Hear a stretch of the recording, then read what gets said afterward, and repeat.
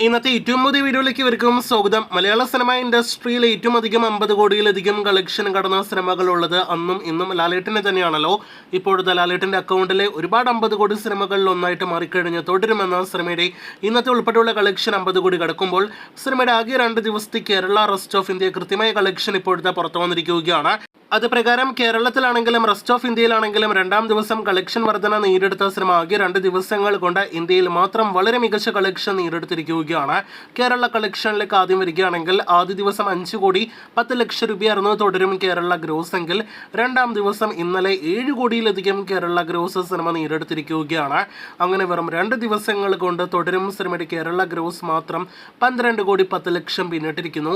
സിനിമയുടെ ആകെ കേരള ഷെയറും 5 കോടിയിലേറെ കടന്നിരിക്കുകയാണ്. ഒരു മലയാളം സിനിമയുടെ അടുത്ത ചരിത്ര വിജയം ഉറപ്പാക്കി കഴിഞ്ഞ് തുടരുമെന്ന സിനിമയുടെ കേരളത്തിന് പുറത്ത് ഇന്ത്യയിലെ മറ്റ് സംസ്ഥാനങ്ങളിലെ കളക്ഷനിലേക്ക് വരികയാണെങ്കിൽ റെസ്റ്റ് ഓഫ് ഇന്ത്യയിൽ ആദ്യ ദിവസം സിനിമയ്ക്ക് 90 ലക്ഷമായിരുന്നു ഗ്രോസ് കളക്ഷൻ എങ്കിൽ ഇന്നലെ ഒരു വൻ കളക്ഷൻ വർധനയാണ് റെസ്റ്റ് ഓഫ് ഇന്ത്യയിൽ സിനിമ നേടിയെടുത്തിരിക്കുന്നത്. ഇന്നലെ ശനിയാഴ്ച മാത്രം 2 കോടി 40 ലക്ഷം രൂപയാണ് സിനിമ കേരളത്തിന് പുറത്ത് ഇന്ത്യയിലെ മറ്റ് സംസ്ഥാനങ്ങളിലെ ഗ്രോസ് ആയിട്ട് നേടിയെടുത്തിരിക്കുന്നത്.